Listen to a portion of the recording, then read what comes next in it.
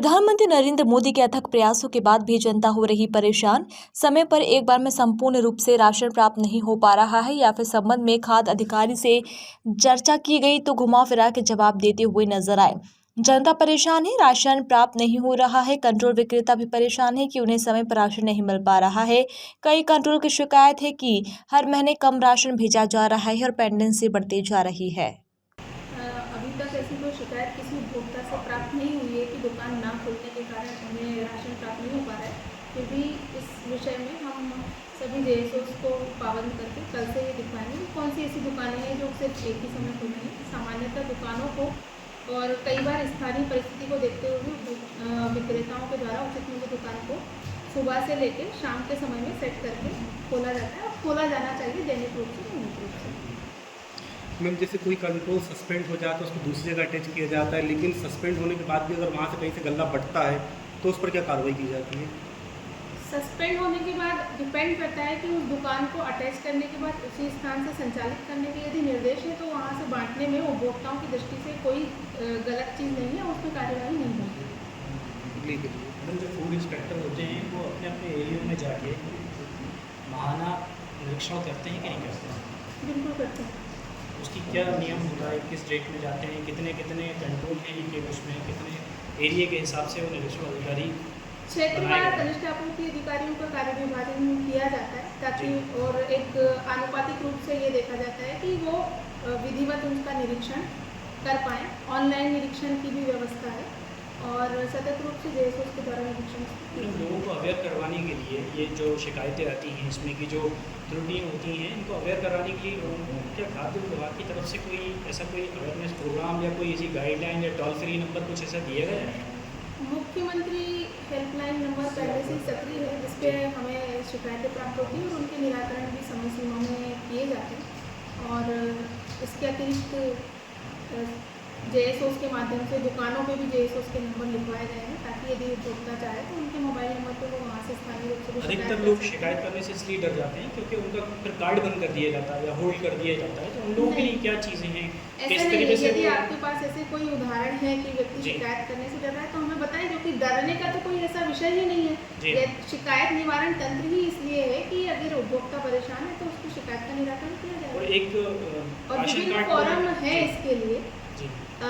कनिष्ठ आपूर्ति अधिकारी उसमें स्थानीय स्तर पे होता है, फिर जिला स्तर पे मैं स्वयं भी हूँ। इसके अतिरिक्त अनुविभागीय अधिकारी होते हैं, कलेक्टर महोदय हैं और सभी फोरम पे कहीं ना कहीं शिकायतों का निराकरण किया जाता है। ऐसी भयभीत होने जैसी स्थिति मेरे संज्ञान में अभी तक कहीं नहीं आई है। वो रीज़न कोई नहीं कि वो नहीं आ पाते लोग क्योंकि वो डरते हैं कहीं ना कहीं कि ऐसा नहीं हो कि कंट्रोल वाला उठा के हमारा कार्ड ही बंद कर दे।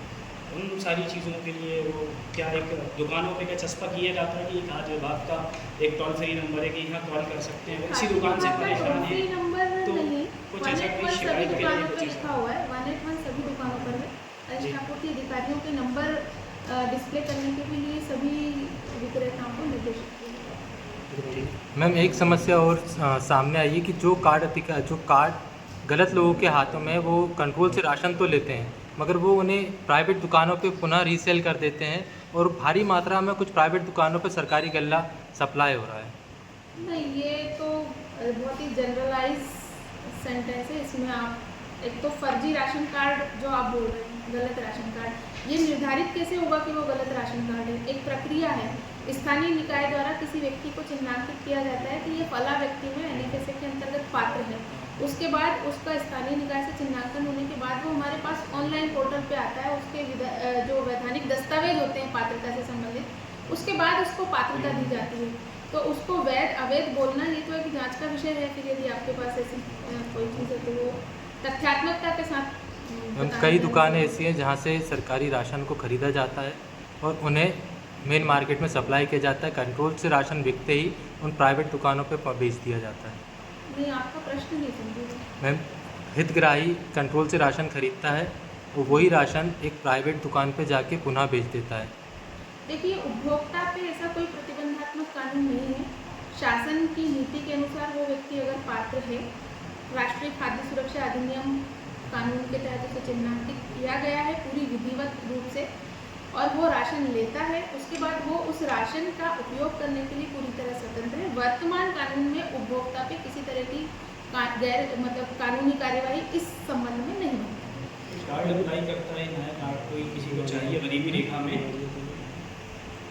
गरीबी रेखा के लिए किसी को कार्ड बनवाना है तो उसका वेरिफिकेशन होता है कि गरीबी है कि नहीं। हमें बहुत सारे गरीबी ऐसे लोग रेखा सक्षम हैं, आपको मैं बता दूं, सरकारी नौकरी कर रहे हैं, उसके बाद भी उनके कार्ड बने हुए हैं। गरीबी रेखा का चिन्हांकन खाद्य विभाग द्वारा नहीं किया जाता है। इसके लिए सक्षम अधिकारी जो हैं वो राजस्व विभाग के अधिकारी चिन्हांकित हैं। अच्छा। उन्हीं के द्वारा किसी व्यक्ति को गरीबी रेखा के अंतर्गत चिन्हांकित अगर किया कोई जाता है। गवर्नमेंट एम्प्लॉय के पास कार्ड पाया जाता है तो उस पर कार्रवाई के प्रावधान है नहीं है?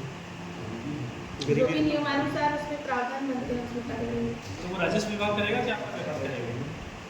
जिस व्यक्ति ने चिन्हांकन किया है या जिस विभाग ने चिन्हांकन किया है उसका निरस्तीकरण कार्यवाही उसी स्तर से होगी।